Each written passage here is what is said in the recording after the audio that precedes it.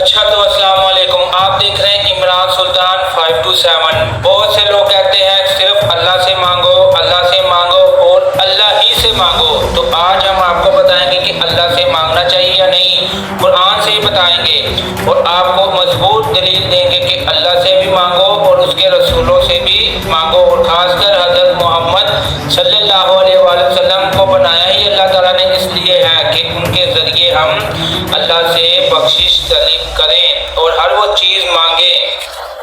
تو شروع کرتے ہیں سورۃ البقرہ آیت 186۔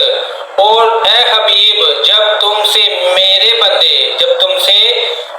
بندے میرے بارے میں سوال کریں تو بے شک میں نزدیک ہوں، میں دعا کرنے والے کی دعا قبول کرتا ہوں۔ جب وہ مجھ سے دعا کریں تو انہیں چاہیے کہ میرا حکم مانیں اور مجھ پر ایمان لائیں تاکہ ہدایت پائیں۔ یاد رہے کہ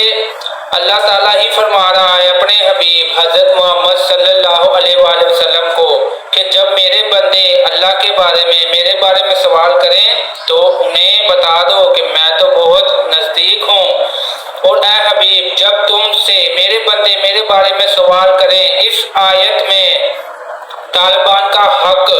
طلب مولا کا بیان، جنہوں نے عشق الہی میں اپنی خواہشات کو قربان کر دیا،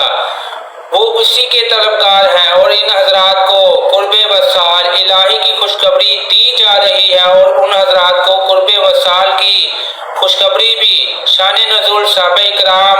رضی اللہ تعالیٰ عنہم کی ایک جماعت نے جب جذبہ عشق الہی میں سید عالم محمد صلی اللہ علیہ وآلہ وسلم سے دریافت کیا، پوچھا کہ ہمارا رب عز و جل کہاں ہے، تو اس پر اللہ تعالیٰ نے فرمایا کہ اللہ تعالیٰ مکان سے پاک ہے، گھر سے پاک ہے، وہ تو تمہارے قریب ہی ہے، کیونکہ جو چیز کسی کے مکان کے احتاب کے قریب رکھتی ہو اس کے دور والے سے ضروری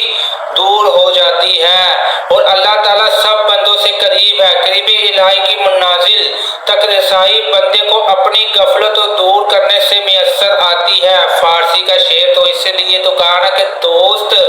نزدیک تراز من بہم ست، وہی عجیب ترکا من ازوائے دورم۔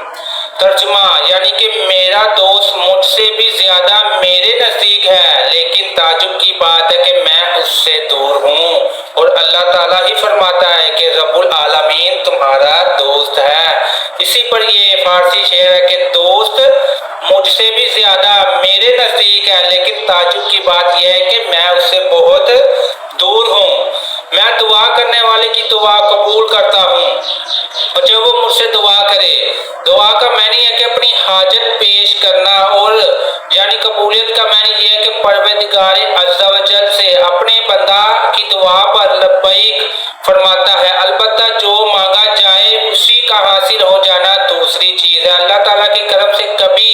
مانگی ہوئی چیز فوراً مل جاتی ہے اور کبھی کسی حکمت کی وجہ سے تاخیر سے ملتی ہے، کبھی بندے کی حاجت دنیا میں پوری کر دی جاتی ہے اور کبھی آخرت میں ثواب ذخیرہ کر دیا جاتا ہے، اور کبھی بندے کا نفع کسی دوسری چیز میں ہوتا ہے،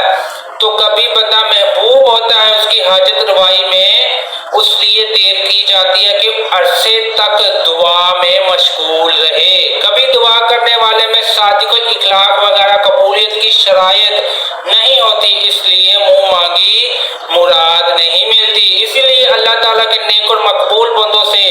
دعا کروائی جاتی ہے تاکہ ان کی دعا کے صدقے گناہ گاروں کی بگڑی بن سنور جائے۔ دعا کے بارے میں تفصیل جاننے کے لیے اور فیضان دعا کتاب کا رسالہ